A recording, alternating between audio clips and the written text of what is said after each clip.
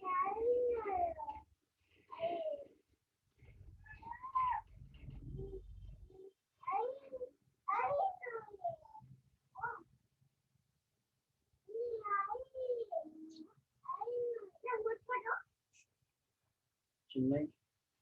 ओए चिन्मय,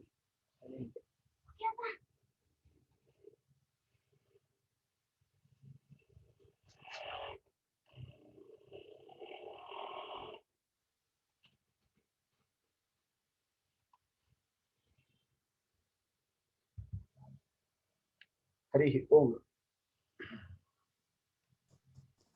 हरि ओम। नमस्ते आचार्य। नमस्ते। रविकुमारः पठति किम्?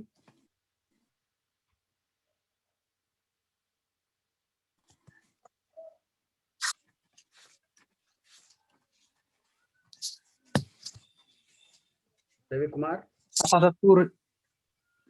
श्रूयते वा महोदय? हाँ श्रूयते। अथ तत्पुरुष समासः प्रायः उत्तरपदार्थप्रधानः तत्पुरुषः। तत्पुरुषः चतुर्धा। सामान्यः कर्मधारयः द्विगुः नै प्रभृतयः इति। सामान्यः सप्तधा। प्रथमा तत्पुरुषः अर्धं ग्रामस्य अर्धग्रामः। द्वितीया तत्पुरुषः गृहं गतः गृहगतः। तृतीया तत्पुरुषः नखैः भिन्नः नखभिन्नः। चतुर्थी तत्पुरुषः गवेहितं गोहितं। पंचमी तत्पुरुषः चोरात् भयं चोरभयं। षष्ठी तत्पुरुषः वृक्षस्य मूलं वृक्षमूलं। सप्तमी तत्पुरुषः कार्ये कुशलः कार्यकुशलः। कर्मधारयः नवधा। विशेषणपूर्वपदः नीलो मेघः नीलमेघः। विशेषणोत्तरपदः वैयाकरणः कसूचिः वैयाकरणकसूचिः। विशेषणोभयपदः शीतम् उष्णं शीतोष्णम्। उपमानपूर्वपदः मेघः इव श्यामः मेघश्यामः। उपमानोत्तरपदः नरः व्याघ्रः इव नरव्याघ्रः। अवधारणपूर्वपदः विद्या एव धनं विद्याधनं। संभावनापूर्वपदः आम्रः इति वृक्षः आम्रवृक्षः। मध्यमपदलोपः शाकप्रियः पार्थिवः शाकपार्थिवः। मयूरव्यंसकादिः अन्यो देशः देशान्तरम्।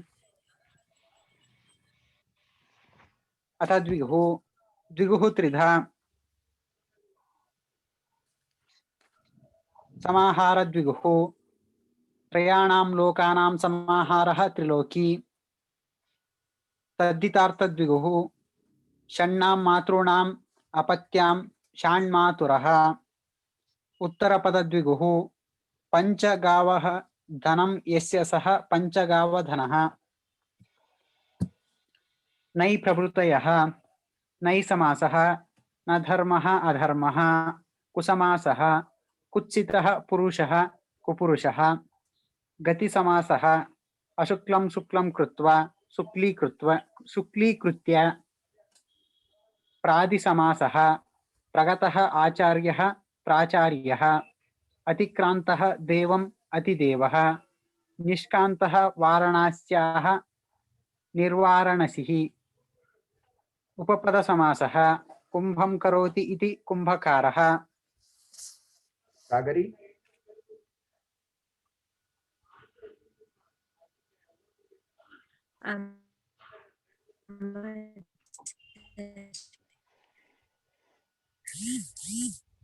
बहुव्रीहि विशेषः इति बहुव्रीहिः प्राप्तमुदकं यं सः प्राप्तोदकः ग्रामः।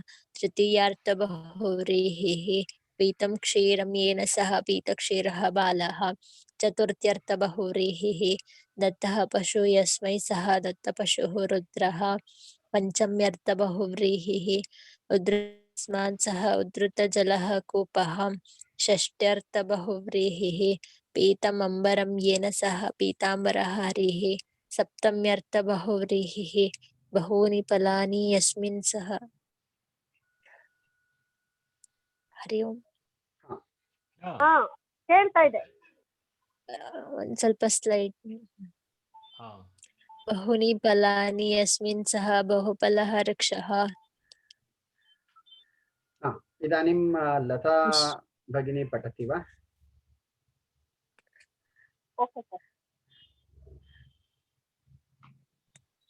विशेषः नवधा। विशेषः नवधा। ओद्ला सर? ओदि ओदि। विशेषः नवधा। व्यधिकरणः चक्रं पाणौ यस्य सः चक्रपाणिः। संख्योत्तरपदः विंशतेः समीपे ये सन्ति ते उपविंशाः। संख्योत्तर उभयपदः द्वौ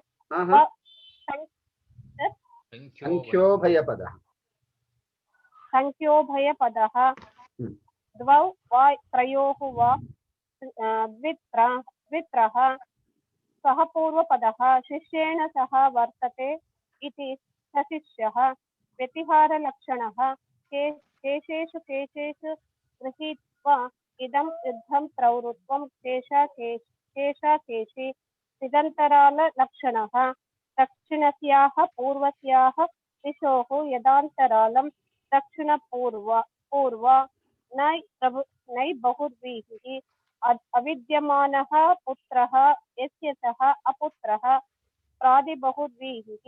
निर्गतः कृपः यस्मात् सः निष्कृपः। उपमानपूर्वपदः गजाननमिव आननं यस्य सः गजाननः। द्वन्द्वः उभयपदार्थप्रधानः द्वन्द्वः द्विधा। इतरेतरः समाहारः इति। इतरेतरः द्विधा। द्विपदद्वन्द्वः रामश्च कृष्णश्च रामकृष्णौ। बहुपदद्वन्द्वः हरिश्च हरश्च गुरुश्च हरिहरगुरवः। समाहारद्विधः।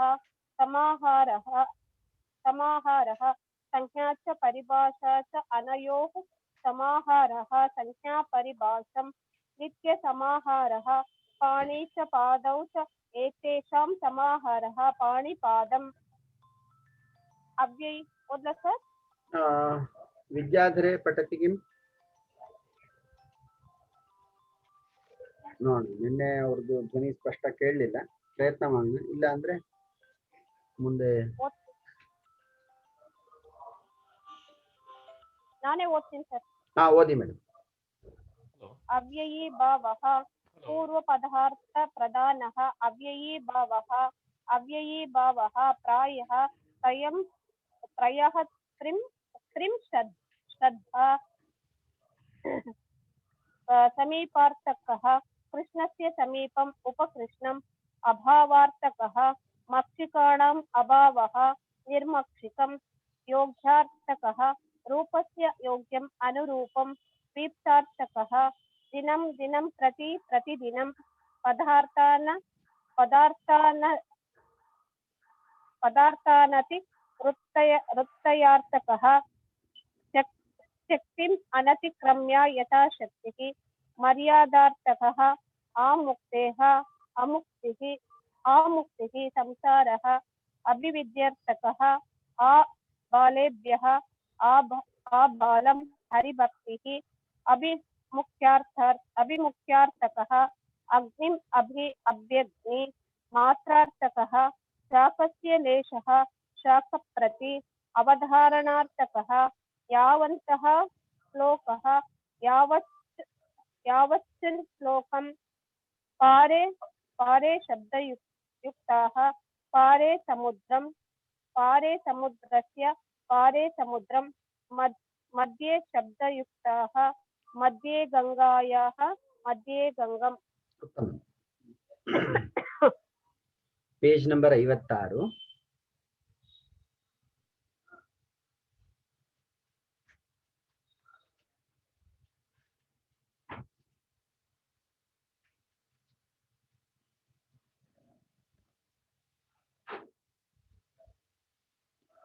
समाहारद्वन्द्वः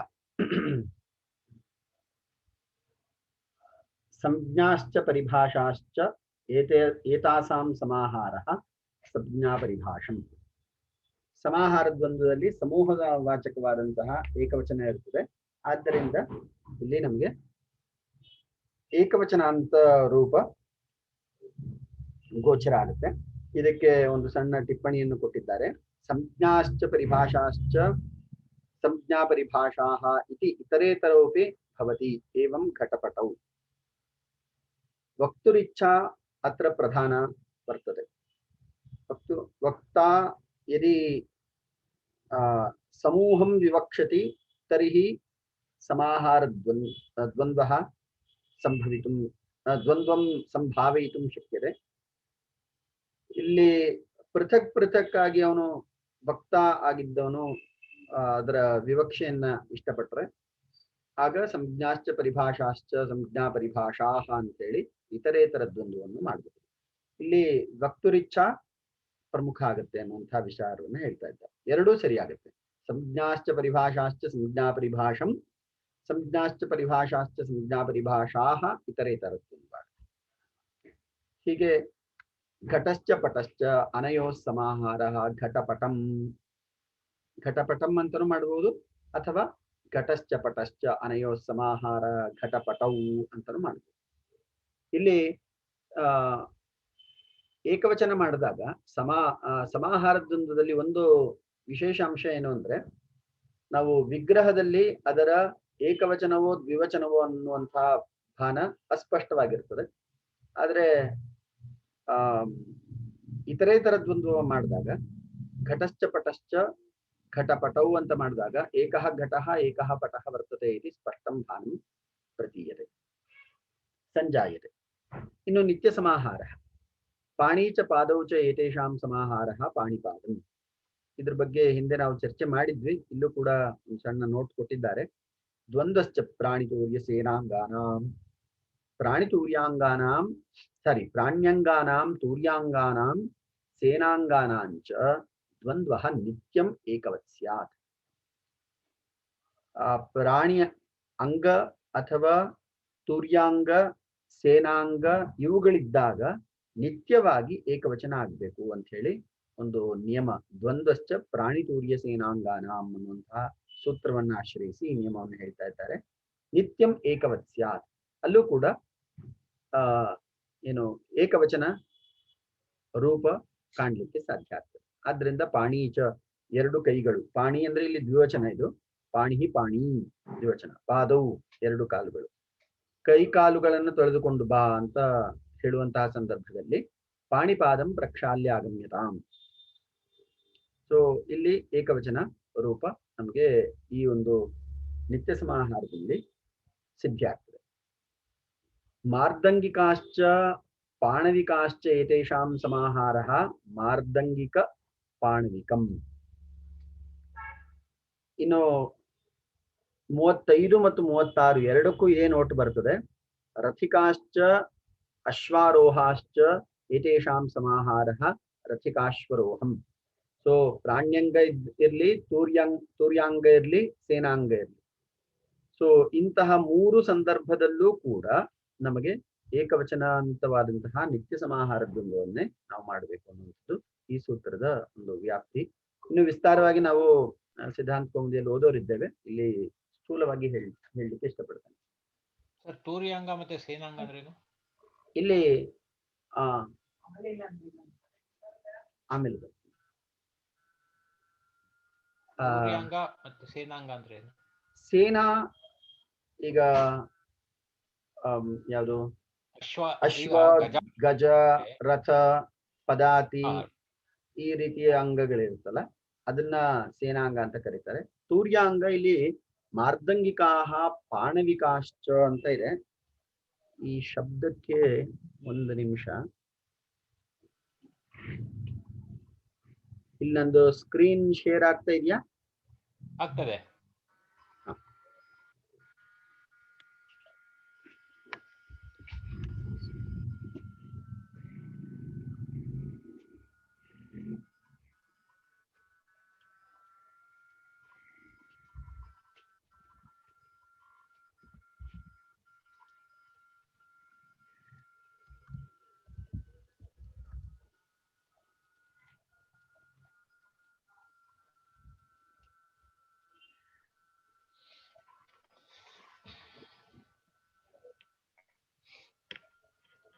ಇಲ್ಲಿ ಒಂದು ವೆಬ್ಸೈಟ್ ಇದೆ ಸಂಸ್ಕೃತ್ ಡಿಕ್ಷನರಿ.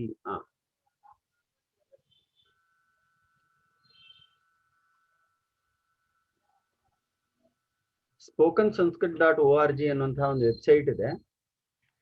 ಆ ವೆಬ್ಸೈಟು ನಿಮಗೂ ತುಂಬಾ ಅನುಕೂಲ. ಅದನ್ನ ತೋರಿಸ್ಕೊಡ್ಲಿಕ್ಕೋಸ್ಕರ ಈಗ ನಿಮ್ಗೆ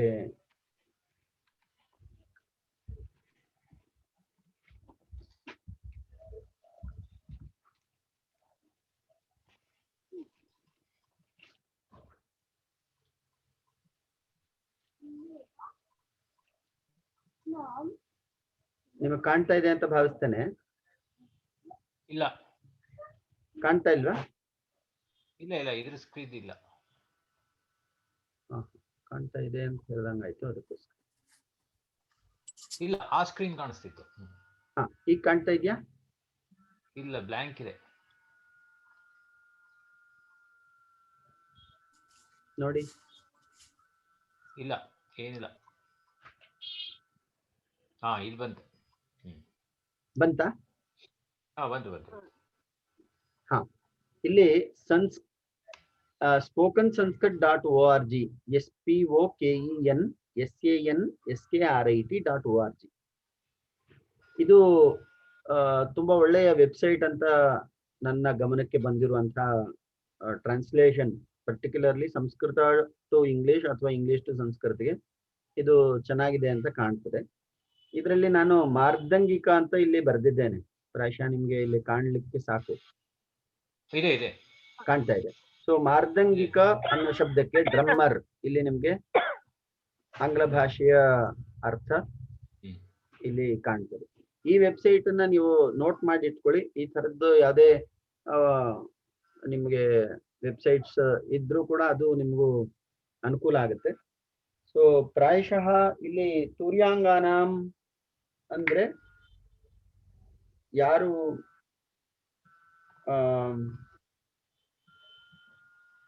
ತೂರ್ಯ ಶಬ್ದ ನೋಡಿ.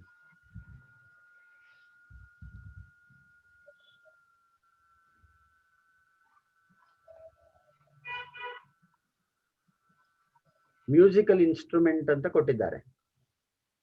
ಇಲ್ಲಿ ಕಾಣ್ತಾ ಇದೆಯಾ? Musical instrument. ಸೊ ಈ ಮ್ಯೂಸಿಕಲ್ ಇನ್ಸ್ಟ್ರೂಮೆಂಟ್ಸ್ ಒಂದು ಟೀಮ್ ಇರುತ್ತಲ್ಲ, ಅಂಥವರ ವಾಚಕವಾದಂತಹ ಶಬ್ದ ಬಂದಾಗ ಈ ವೆಬ್ಸೈಟ್ ಬಗ್ಗೆ ಒಂದಷ್ಟು ಮಾಹಿತಿ ನಿಮಗೆ ಕೊಡ್ಲೇಬೇಕು. ಇಲ್ಲಿ ನೀವು ಯಾವ ಶಬ್ದ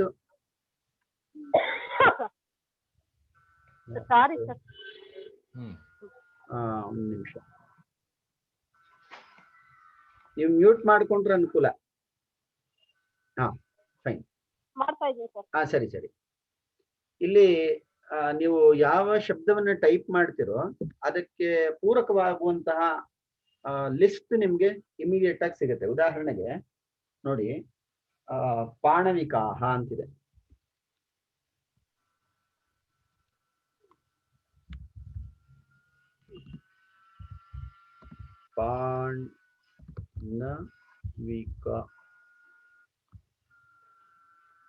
ಪಾಣವಿಕ. ಇಲ್ಲಿ ನಿಮ್ಗೆ ಆಕಾರ ಇದ್ರೆ 2 ಎ ಅಂತ ಕೊಡ್ಬೇಕು, ನ ಇದ್ರೆ ಕ್ಯಾಪಿಟಲ್ ಎನ್ ಕೊಡ್ಬೇಕು. ಸೊ ಇಲ್ಲಿ ನಿಮ್ಗೆ ಕ್ಯಾಪಿಟಲ್ ಎನ್ ಕೊಡ್ಬೇಕು ಅಂತಿಲ್ಲ, ಅಲ್ಲಿ ಆಪ್ಷನ್ಸ್ ಇದೆ. ಸೊ ಪ್ರಾಣವಿಕ ರಿಲೇಟಿಂಗ್ ಟು ಡ್ರಮ್ಮರ್. ಇಲ್ಲಿ ನಿಮ್ಗೆ ಟ್ರಾನ್ಸ್ಲೇಷನ್ ಮತ್ತು ಯಾವುದೇ ಶಬ್ದ ಹಿಂದೆ ನಮ್ಗೆ ಒಂದು ಶಬ್ದ ಪ್ರಾಯಶಃ ಇವರು ಸಾಗರಿ ಕೇಳಿದ್ರು ಅಂತ ಭಾವಿಸ್ತೇನೆ. ಒಂದು ಶಬ್ದಕ್ಕೆ ಸಂಬಂಧಪಟ್ಟಂತೆ ಕೇಳಿದ್ರು.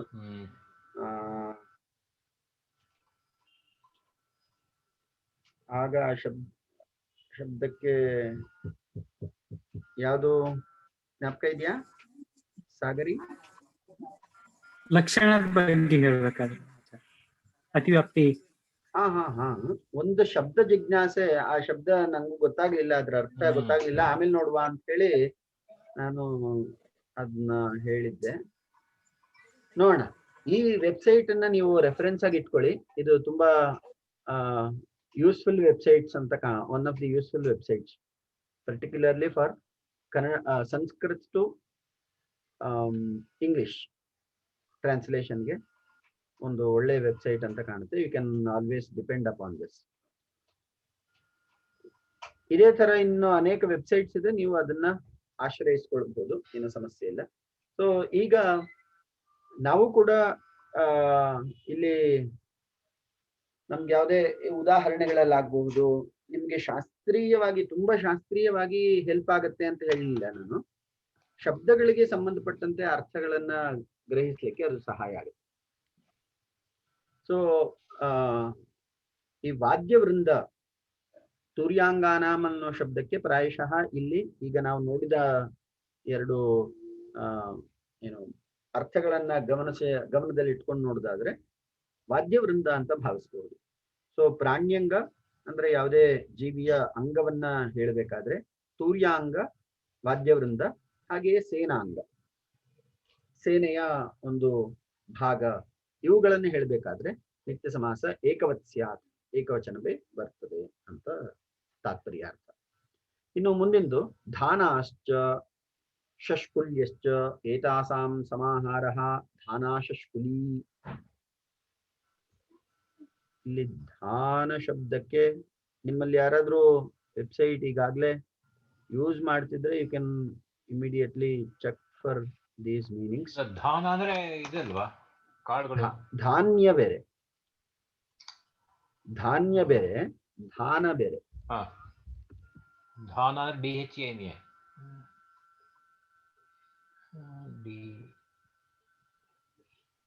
ಇಲ್ಲಿ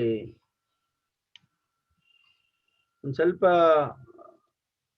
ಧಾನಾಶ್ಚ ಷಷ್ಕುಲ್ಯಶ್ಚ, ದಾನ ಅಂದ್ರೆ ಗಿವಿಂಗ್ ಅವೇ, ಗಿವಿಂಗ್ ಅದು ದಾನ. ದಾನ ಇಲ್ಲಿ ದಾನ ಅನ್ನೋ ಶಬ್ದಕ್ಕೆ ಇಲ್ಲಿ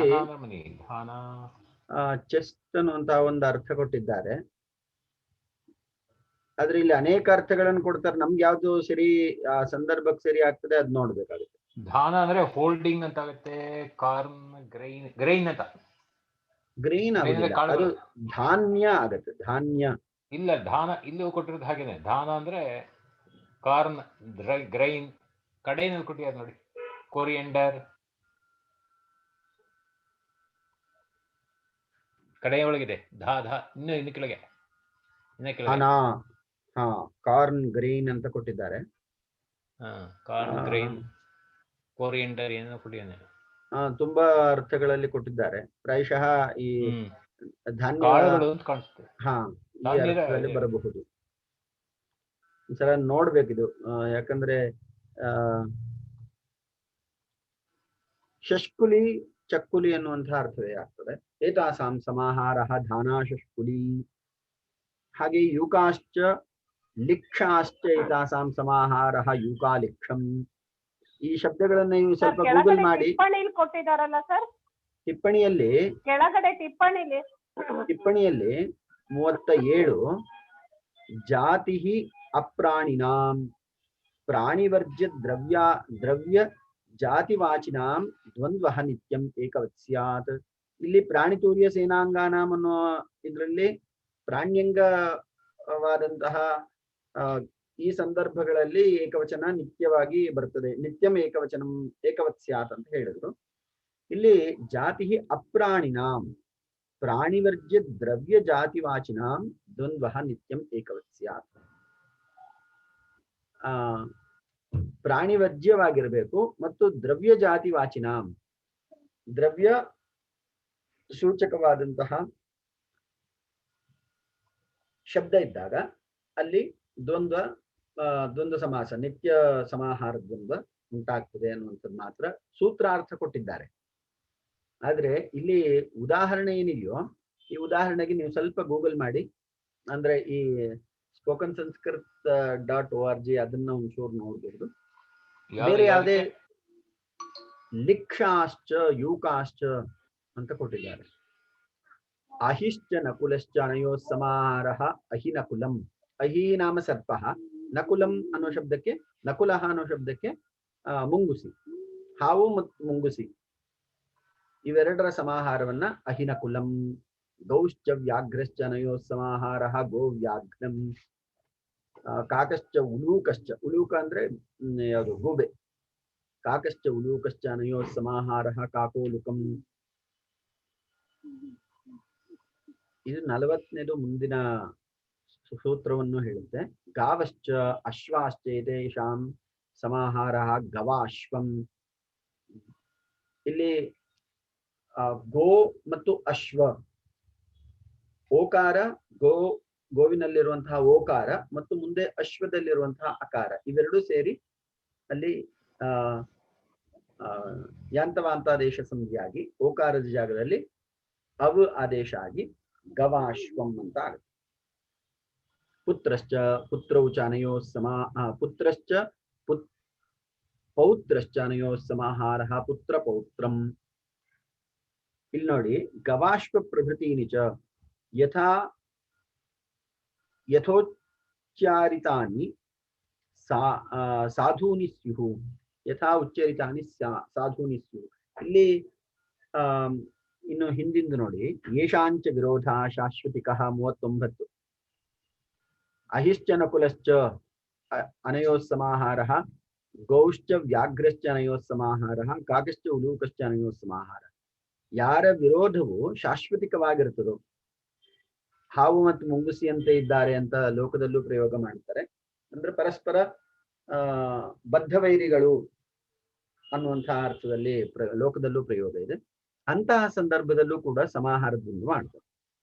ವ್ಯವಹಾರದಲ್ಲಂತೂ ಲೋಕದಲ್ಲಂತೂ ಅವರು ವೈರಿಗಳಾಗಿದ್ರೂ ಕೂಡ ಶಬ್ದಗಳಲ್ಲಿ ಅವ್ರನ್ನ ಒಂದೇ ಶಬ್ದದಲ್ಲಿ ವ್ಯವಹಾರ ಮಾಡಲಿಕ್ಕೆ, ಒಟ್ಟಿಗೆ ತರಲಿಕ್ಕೆ ಸಾಧ್ಯ ಇದೆ ಅಂತ ಈ ಒಂದು ಸೂತ್ರದಿಂದ ಆ ಸಾಧ್ಯತೆ ಇದೆ. ಸೊ ಗಾವಶ್ಚ ಪುತ್ರಶ್ಚ ಪೌತ್ರಶ್ಚ ದಾಸೀಚ ದಾಸಶ್ಚ ಅನಯೋಃ ಸಮಾಹಾರಃ ದಾಸಿ ದಾಸ.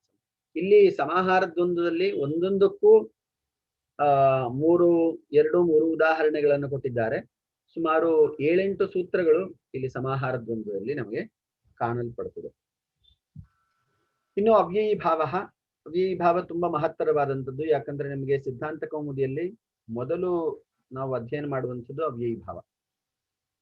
ಆದ್ರಿಂದ ಅವ್ಯಯೀ ಭಾವದ ವಿಚಾರವಾಗಿ ನಾವು ಸ್ವಲ್ಪ ವಿಸ್ತಾರವಾಗಿಯೇ ಸಿದ್ಧಾಂತ ಕೌಮುದಿಯಲ್ಲಿ ಕೊಟ್ಟಿದ್ದಾರೆ ಮತ್ತು ನಾವು ಅಧ್ಯಯನ ಮಾಡುವ ಪ್ರಕ್ರಿಯೆಯಲ್ಲೂ ಅದಕ್ಕೆ ಮಹತ್ವ ಇದ್ದೇ ಇದೆ. ನಿಮ್ಮ ಪರೀಕ್ಷಾ ದೃಷ್ಟಿಯಿಂದಲೂ ಕೂಡ ಅವ್ಯಯೀ ಭಾವಕ್ಕೆ ಮಹತ್ವ ಹೆಚ್ಚಿದೆ. ಅವ್ಯಯೀ ಭಾವ ವಿಭಕ್ತ್ಯರ್ಥಾದಿಷು ವರ್ತಮಾನಂ ಅವ್ಯಯಂ ಸುಬಂತೇನ ಸಮಸ್ಯತೆ. ಏಷಃ ಅವ್ಯಯೀ ಭಾವಃ ತ್ರಿಧಾ. ವಿಭಕ್ತ್ಯರ್ಥಾದಿಷು ವರ್ತಮಾನಂ ಅವ್ಯಯಂ. ಒಂದೊಂದು ಅವ್ಯಯವು ಒಂದೊಂದು ವಿಭಕ್ತಿ ಅರ್ಥದಲ್ಲಿ ಪ್ರಯೋಗ ಆಗ್ತದೆ. ಅಂತಹ ವಿಭಕ್ತಿ ಅರ್ಥದಲ್ಲಿ ಪ್ರಯೋಗವಾಗುವಂತಹ, ಉದಾಹರಣೆಗೆ ಹರೌ ಇತಿ ಅಧಿಹರಿ. ಅಧಿ ಎನ್ನುವಂತಹ ಉಪಸರ್ಗ ಏನಿದೆ ಇಲ್ಲಿ, ಇದು ಅಧಿ ಎನ್ನುವಂತಹ ಅವ್ಯಯ, ಇದು ಇಲ್ಲಿ ಸಪ್ತಮ್ಯರ್ಥಕವಾದಂತಹ ಅರ್ಥವನ್ನ ಹೊಂದಿದೆ. ಸಪ್ತಮ್ಯರ್ಥವನ್ನ ಅಧಿ ಎನ್ನುವಂತಹ ಅವ್ಯಯ ಹೊಂದಿದ್ದು, ಅಂತಹ ಅವ್ಯಯವು ಹರಿ ಅನ್ನುವಂತಹ ಶಬ್ದದೊಂದಿಗೆ ಸಂಬಂಧವನ್ನ, ಸಮಾಸವನ್ನ ಹೊಂದುತ್ತೆ. ವಿಭಕ್ತ್ಯರ್ಥಾದಿಷು, ಇಲ್ಲಿ ಕೆಳಗೊಂದು ನೋಟು ಕೊಟ್ಟಿದ್ದಾರೆ ನೋಡಿ. ಈ ನೋಟ್, ಈ ಸೂತ್ರ ಇದೆಯಲ್ಲ, ಅವ್ಯಯಂ ಅಂತ ಈ ಸೂತ್ರ ಇದೆಯಲ್ಲ, ಈ ಸೂತ್ರವು ಇಡೀ ಅವ್ಯಯೀ ಭಾವ ಸಮಾಸಕ್ಕೆ ವಿಧಾನ ಮಾಡುವಂತಹ ಏಕಮಾತ್ರ ಸೂತ್ರ ಇದು, ಪ್ರಧಾನ ಸೂತ್ರ. ಮುಂದೆ ನಮಗೆ ಸಣ್ಣ ಸಣ್ಣ ಸೂತ್ರಗಳು ಬರ್ತದೆ, ಆದ್ರೆ ಅವ್ಯಯೀ ಭಾವಕ್ಕೆ ಸಂಬಂಧಪಟ್ಟಂತಹ ಪ್ರಧಾನ ಸೂತ್ರ ಇದು. ಅವ್ಯಯಂ ವಿಭಕ್ತಿ ಸಮೀಪ ಸಮೃದ್ಧಿ, ವಿಭಕ್ತಿ ಸಮೀಪ ಸಮೃದ್ಧಿ, ವೃದ್ಧ್ಯರ್ಥ ಸಮೃದ್ಧಿ, ಅರ್ಥಾಭಾವ ಅಂತ ಕೊಟ್ಟಿದ್ದಾರೆ. ಅವ್ಯಯಂ ವಿಭಕ್ತಿ ಸಮೀಪ ಸಮೃದ್ಧಿ ವೃದ್ಧ್ಯರ್ಥಾಭಾವ. ವೃದ್ಧಿ ಅನ್ನುವಂತಹ ಶಬ್ದ ಪ್ರಾಯಶಃ ಇಲ್ಲಿ ಲೋಪ ಆಗಿರಬೇಕು ಅಂತ ಕಾಣುತ್ತೆ. ಯಾಕಂದ್ರೆ ಅವ್ಯಯಂ ವಿಭಕ್ತಿ ಸಮೀಪ ವೃದ್ಧಿ, ನೋಡಿ ಇಲ್ಲಿ ವೃದ್ಧಿ ಅನ್ನುವ ಶಬ್ದ ಲೋಪ ಆಗಿದೆ. ಸಣ್ಣ ಅಡಿಷನ್ ಮಾಡ್ಕೋಬೇಕು. ಅವ್ಯಯಂ ವಿಭಕ್ತಿ ಸಮೀಪ ಸಮೃದ್ಧಿ ವೃದ್ಧಿ ಅರ್ಥಾಭಾವ ಅತ್ಯಯ ಅಸಂಪತ್ತಿ ಶಬ್ದ ಪ್ರಾದುರ್ಭಾವ ಪಶ್ಚಾತ್ ಯಥಾ ಆನುಪೂರ್ವ್ಯ ಯೌಗಪದ್ಯ ಸಾದೃಶ್ಯ ಸಂಪತ್ತಿ ಸಾಕಲ್ಯ ಅಂತವಚನೇಶು. ಈ 16 ಅರ್ಥಗಳಲ್ಲಿರುವಂತಹ ಅವ್ಯಯವು ಸುಬಂತದೊಂದಿಗೆ ಸಂಬಂಧವನ್ನ ಅಂದ್ರೆ ಸಮಾಸವನ್ನ ಹೊಂದುತ್ತೆ. ಇದು ತಾತ್ಪರ್ಯಾರ್ಥ. ಅವ್ಯಯಂ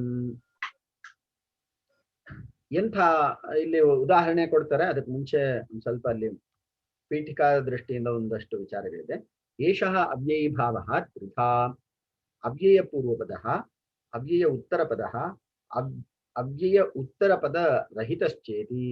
ಅತ್ರ ಅಧಿಹರೀತ್ಯಾರಭ್ಯ ಯಾವನ್ನಾಮಂ ಇತಿ ಪರ್ಯಂತಂ ನಿತ್ಯ ಸಮಾಸಃ. ಇಲ್ಲಿ ನೋಡಿ, ಅಧಿಹರಿ ಅಂತ ಮೊದಲನೆಯ ಉದಾಹರಣೆ. ಯಾವನ್ನಾಮಂ ಅಂತ ಮುಂದಿನ ಪೇಜ್ನಲ್ಲಿ ಇಲ್ಲಿ ಬರ್ತದೆ. 17ನೆಯ ಉದಾಹರಣೆ ಯಾವನ್ನಾಮಂ ಅವಧಾರಣಾರ್ಥೆ ಯಾವಂತಿ ನಾಮಾನಿ ತಾವಂತಹ ಅಚ್ಯುತ ಪ್ರಣಾಮಾಹ ಯಾವನ್ನಾಮಂ. ಮೊದಲನೇ ಉದಾಹರಣೆಯಿಂದ 17ನೇ ಉದಾಹರಣೆಯವರೆಗೆ ಇದು ಈ ಮೊದಲನೆಯ ವಿಚಾರಕ್ಕೆ ಬರ್ತದೆ, ನಿತ್ಯ ಸಮಾಸಕ್ಕೆ ಬರ್ತದೆ. ಅತ್ರ ಅಧಿಹರಿ ಇತ್ಯಾರಭ್ಯ ಯಾವನ್ನಾಮಂ ಇತಿ ಪರ್ಯಂತಂ ನಿತ್ಯ ಸಮಾಸಃ. ಶಾಕಪ್ರತಿ ಇತಿ ನಿತ್ಯ ಸಮಾಸ ಇತ್ಯಪಿ ನಿತ್ಯ ಸಮಾಸಃ. ಮುಂದೆ ಶಾಕಪ್ರತಿ ಅಂತ ಕೊಟ್ರು ನೋಡಿ. ಇಲ್ಲಿ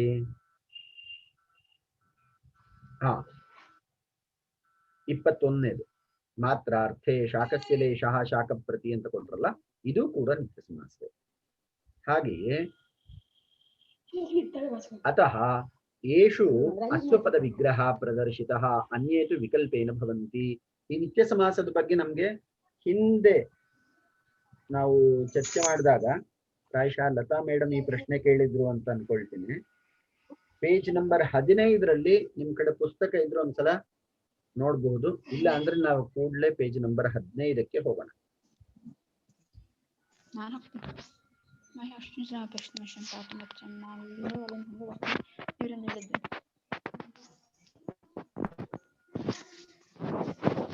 ಪೇಜ್ ನಂಬರ್ 15 ಈಗ ಸ್ವಲ್ಪ ಅಲ್ಲಿ ನಿತ್ಯ ಸಮಾಸದ ವಿಚಾರವಾಗಿ ಉಲ್ಲೇಖ ಇದೆ, ಅದನ್ನ ಓದ್ಬೇಡ. ಹರಿ ಓಂ. ಕೇಳಿಸ್ತಿದೆ. ಯಾರೋ ಮಾತಾಡ್ದಂಗ ಆಯ್ತು, ಅದಕ್ಕೋಸ್ಕರ. ಫೈನ್. ನಿತ್ಯ ಸಮಾಸಃ ಅಯಮಪಿ ನ ಪೃಥಕ್ ಸಮಾಸಃ. ಅವ್ಯಯೀ ಭಾವೆ ಅವ್ಯಯಂ ವಿಭಕ್ತಿ ಇತ್ಯಾದಿನ ಸೂತ್ರ ಚತುಷ್ಟಯೇನ ವಿಹಿತಃ ಅವ್ಯಯೀ ಭಾವಃ ಆಹತ್ಯ 24 ಅಸ್ತಿ ನಿತ್ಯ ಸಮಾಸಃ. ಇಲ್ಲಿ 24 ಉದಾಹರಣೆಗಳು ಅಥವಾ 24 ಸಂದರ್ಭಗಳಲ್ಲಿ ಅವ್ಯಯೀ ಭಾವ ಸಮಾಸ ಉಂಟಾಗ್ತದೆ. ಅವುಗಳು ನಿತ್ಯ ಸಮಾಸ ಅಂತ ಹೇಳಲ್ಪಡ್ತದೆ. ಯತ್ರ ಸಂಜ್ಞಾದಿಷು ಸಮಸ್ತ ಪದೇಷು ವಿಗ್ರಹಸ್ಯ ಅಪೇಕ್ಷೆಯ ವಿಶೇಷಾರ್ಥಸ್ಯ ಭಾನಮಸ್ತಿ ತತ್ರಾಪಿ ನಿತ್ಯ ಸಮಾಸ ಏವ. ಸಂಜ್ಞಾದಿಷು ಸಮಸ್ತ ಪದೇಷು ವಿಗ್ರಹಸ್ಯ ಅಪೇಕ್ಷೆಯ ವಿಶೇಷಾರ್ಥಸ್ಯ ಭಾನಮಸ್ತಿ. ಭಾನಂ ನಾಮ ಜ್ಞಾನಂ ಅಂತ ಅರ್ಥ. ಈಗ ಸಪ್ತಾನಾಂ ಋಷೀಣಾಂ ಸಮಾಹಾರಃ ಸಪ್ತರ್ಷಯಃ. ಇಲ್ಲಿ ಸಪ್ತರ್ಷಯಃ ಅನ್ನುವಂಥದ್ದು ಸಂಜ್ಞೆ, 7 ಋಷಿಗಳ ಆ ಒಂದು ಸಮೂಹಕ್ಕೆ ಇರುವಂತಹ ಸಂಜ್ಞೆ ಸಪ್ತರ್ಷಿ ಅನ್ನುವಂತಹ ಸಂಜ್ಞೆ. ಅದನ್ನ ನಾವು ವ್ಯಸ್ತ ಮಾಡಿದಾಗ ಸಪ್ತಾನಾಂ ಋಷೀಣಾಂ ಸಮಾಹಾರಃ ಅಂತ ವ್ಯಸ್ತ ಮಾಡಿದಾಗ ಆ ಸಂಘಟಿತ ಅರ್ಥ ನಮಗೆ ಆ ಭಾನ ಅಥವಾ ಆ ಒಂದು ವಿಶೇಷಾರ್ಥ ನಮಗೆ ಗೊತ್ತಾಗುವುದಿಲ್ಲ. ಅಂತಹ ಸಂದರ್ಭದಲ್ಲೂ ಕೂಡ ನಾವು ನಿತ್ಯ ಸಮಾಸ ಮಾಡಬೇಕು. ಅತಏವ ನಿತ್ಯ ಸಮಾಸೆ ಅಸ್ವಪದ ವಿಗ್ರಹ. ಹೆಚ್ಚಿನ ಕಡೆ ನಿತ್ಯ ಸಮಾಸಗಳಲ್ಲಿ ಅಸ್ವಪದ ವಿಗ್ರಹ ಇರ್ತದೆ. ಯಾಕಂದ್ರೆ ಅಲ್ಲಿ ಅವ್ಯಯೀ ಭಾವದಲ್ಲಿ ಮಾತ್ರ ಹೆಚ್ಚಾಗಿ ಈ ನಿತ್ಯ ಸಮಾಸ ಉಂಟಾಗ್ತದೆ. ಒಂದೊಂದು ಅರ್ಥದಲ್ಲಿಯೂ ಕೂಡ ಅಧಿ ಅನ್ನುವಂಥದ್ದು ಹೇಗೆ ಸಪ್ತಮಿ ಅರ್ಥವೋ ಅದೇ ರೀತಿ ಒಂದೊಂದು ಅರ್ಥದಲ್ಲಿ ಒಂದೊಂದು ಅವ್ಯಯವು ತನ್ನ ಸುಬಂತದೊಂದಿಗೆ ಸಮಾಸವನ್ನ ಹೊಂದುತ್ತದೆ. ಆದ್ದರಿಂದ ನಿತ್ಯ ಸಮಾಸದಲ್ಲಿ ಹೆಚ್ಚಾಗಿ ಅಸ್ವಪದ ವಿಗ್ರಹವೇ ಇರ್ತದೆ. ಯಾಕಂದ್ರೆ ಅಲ್ಲಿ ಅಧಿ ಅನ್ನೋದನ್ನ ನಾವು ಪುನಃ ಸಾಕ್ಷಾತ್ ನಾವು ಇದಕ್ಕಾಗಿ ಬಳಸ್ಕೊಳ್ಳಿಕ್ ಆಗುದಿಲ್ಲ. ಯಾವುದು ಅದನ್ನೇ ವಿಗ್ರಹದಲ್ಲಿ ಹೇಳಲಿಕ್ಕೆ ಆಗುದಿಲ್ಲ. ಆದ್ದರಿಂದ ಅಧಿ ಅನ್ನುವಂತಹ ಅವ್ಯಯವನ್ನ ಸ್ಪಷ್ಟ ಪ್ರತಿಪತ್ತಿಗೋಸ್ಕರವಾದ್ರೂ ನಾವು ಅದನ್ನ ಹರವು ಇತಿ ಅಂತ ಹೇಳಿ ವಿಗ್ರಹದಲ್ಲಿ ಹೇಳ್ತೇವೆ.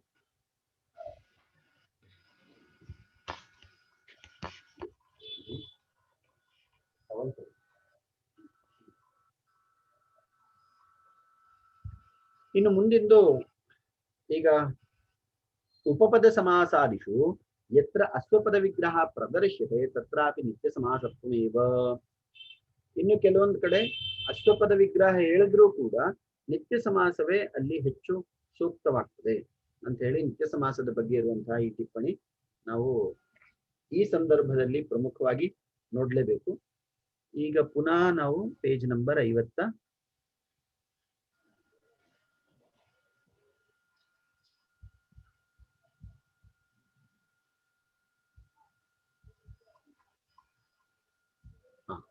57 ಶಾಕಪ್ರತಿ ಇತ್ಯಪಿ ನಿತ್ಯ ಸಮಾಸಃ ಅತಃ ಏಷು ಅಸ್ವಪದ ವಿಗ್ರಹ ಪ್ರದರ್ಶಿತಃ ಅನ್ಯೇತು ವಿಕಲ್ಪೇನ ಏತೇ ಸಮಾಸಾಃ ಅನ್ಯೇ ಸಂಭವಂತಿ. ಈಗ ಉದಾಹರಣೆ ಕೊಡ್ತಾರೆ. ಅವ್ಯಯೀಭಾವ ಸಮಾಸದಲ್ಲಿ ನೀವು ಈ ಸೂತ್ರವನ್ನ ಅವಶ್ಯವಾಗಿ ಕಂಠಪಾಠ ಮಾಡಬೇಕು. ಅವ್ಯಯಂ ವಿಭಕ್ತಿ ಸಮೀಪ ಸಮೃದ್ಧಿ ವೃದ್ಧ್ಯರ್ಥಾಭಾವಾತ್ಯ ಸಂಪ್ರತಿ ಶಬ್ದ ಪ್ರಾದುರ್ಭಾವ ಪಶ್ಚಾದ್ಯಥಾನುಪೂರ್ವ್ಯ ಯೋಗಪದ್ಯ ಸಾದೃಶ್ಯ ಸಂಪತ್ತಿ ಸಾಕಲ್ಯಾಂತ ವಚನೇಶು. ಈ ಸೂತ್ರವನ್ನ ನೀವು ಅವಶ್ಯವಾಗಿ ಕಂಠಪಾಠ ಮಾಡಬೇಕು. ಯಾಕಂದ್ರೆ ಇದೊಂದು ಸೂತ್ರದಿಂದಲೇ ಅನೇಕ ಕಡೆ ನಿಮ್ಗೆ ಉದಾಹರಣೆ ಮತ್ತು ಇಡೀ ಅವ್ಯಯೀಭಾವದ ಒಂದು ಮೂಲ ಸೂತ್ರವೇ ಇದು. ವಿಭಕ್ತ್ಯರ್ಥೆ ಹರವು ಇತಿ ಅಧಿಹರಿ. ವಿಭಕ್ತಿ ಅನ್ನುವಂತಹ ಅರ್ಥದಲ್ಲಿ, ಹರವು ಸಪ್ತಮಿ ವಿಭಕ್ತಿ ಅರ್ಥದಲ್ಲಿ, ಅಧಿ ಅನ್ನುವಂತಹ ವ್ಯಯದೊಂದಿಗೆ ಹರಿ ಶಬ್ದವು ಸಮಾಸವನ್ನು ಹೊಂದುತ್ತೆ. ಸಮೀಪಾರ್ಥೆ ಇಲ್ಲಿ ಯಥಾಕ್ರಮ ಉದಾಹರಣೆ ಕೊಟ್ಟಿದ್ದಾರೆ. ವಿಭಕ್ತಿ, ಸಮೀಪ, ಸಮೃದ್ಧಿ, ವೃದ್ಧ್ಯರ್ಥ ಅಂತ ಸೇರಿಸ್ಕೊಳ್ಬೇಕು. ವೃದ್ಧಿ, ಅರ್ಥಾಭಾವ, ಅತ್ಯಯ ಅಂತೇಳಿ ಯಥಾಕ್ರಮವಾಗಿ ಕೊಟ್ಟಿದ್ದಾರೆ. ಉದಾಹರಣೆಗಳನ್ನು ನೋಡೋಣ. ಸಮೀಪಾರ್ಥೆ ಕೃಷ್ಣಸ್ಯ ಸಮೀಪಂ ಉಪಕೃಷ್ಣಂ. ಇಲ್ಲಿ ಉಪ ಅನ್ನುವಂಥದ್ದು ಸಮೀಪಾರ್ಥಕದಲ್ಲಿರುವಂತಹ ವ್ಯಯ. ಅಂತಹ ಉಪ ಅನ್ನುವಂತಹ ವ್ಯಯದ ಜೊತೆಗೆ ಕೃಷ್ಣ ಅನ್ನುವಂತಹ ಶಬ್ದವು ಸಮಾಸವನ್ನು ಹೊಂದಿದೆ. ಸಮೃದ್ಧ್ಯರ್ಥೆ ಮದ್ರಾಣಾಂ ಸಮೃದ್ಧಿ ಸುಮದ್ರಂ. ಮದ್ರ ಶಬ್ದಕ್ಕೊಂದ್ಸಲ ನೋಡಿ ಅರ್ಥ, ಯಾರಾದ್ರೂ ಒಬ್ರು ನೋಡಿ ಒಂಚೂರು ಹೇಳಿ, ನಾವು ಮುಂದೆ ಹೋಗಿರೋಣ. ವೃದ್ಧ್ಯರ್ಥೆ ಯವನಾನಾಂ ವೃದ್ಧಿ ದುರ್ಯವನಂ. ವೃದ್ಧಿ ವಿಗತಾ ವೃದ್ಧಿ. ಯವನಾನಾಂ ವಿರುದ್ಧಿ ದುರ್ಯವನಂ. ಇಲ್ಲಿ ವಿಗತಾ ವೃದ್ಧಿ